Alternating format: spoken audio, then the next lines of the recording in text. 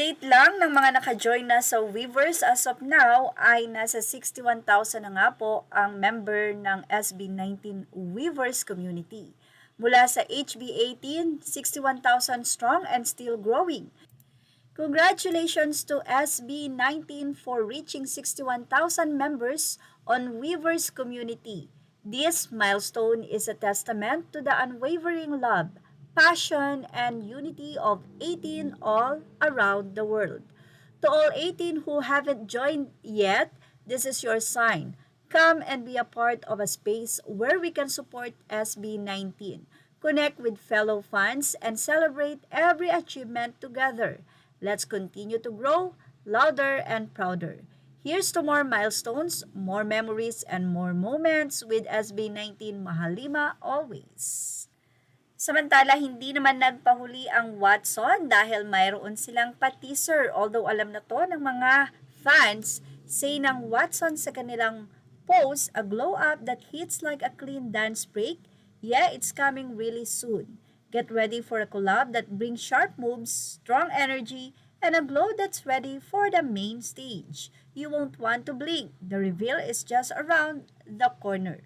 Ang nasabi nga pong post na ito ay syempre, umabot na naman po sa napakaraming komento ng mga fans ng SB19 na excited na para sa revelation na ito ng Watson. Anyway, tanong ng isang post na ito, sikat po ba ang mga nasa day 1? Isa po ang SB19 sa nasa day 1 po ng Lollapalooza.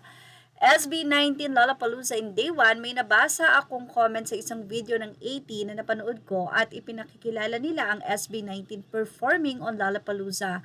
Ang tanong, sikat po ba ang mga nasa day 1? Here's my take. Una sa lahat, hindi naman ganon ang Lollapalooza. Hindi siya yung tipo ng event na parang build up kung saan yung last day lang ang importante. Every single day is a big deal. Day 1 pa lang, andyan na ang massive crowd, global live streams, media coverage, at industry people. Ibig sabihin kahit anong araw ka mag-perform, world stage pa rin yan.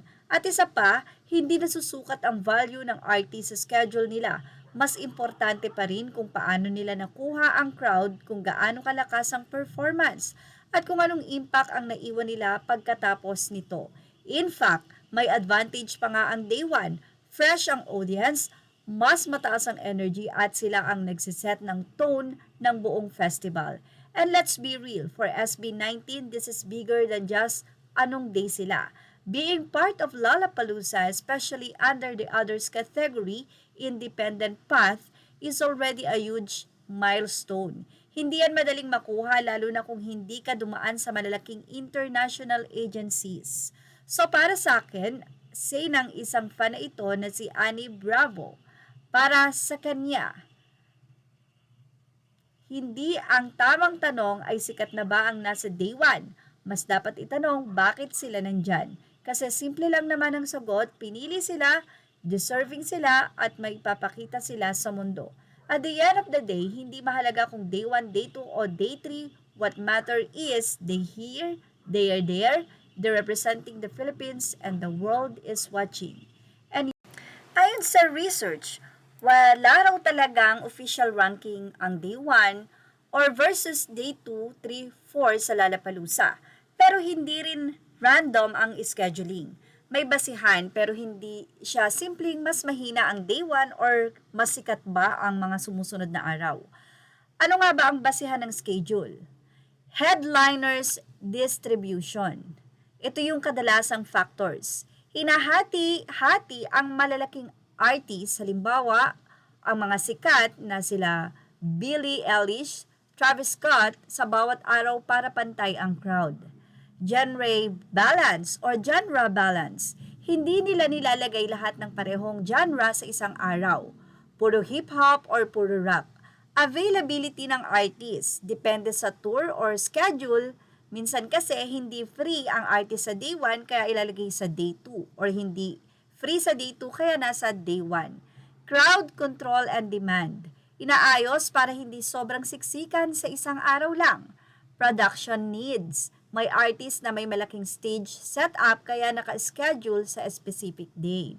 So, ibig sabihin, pag day 1 ka, lower tier, hindi.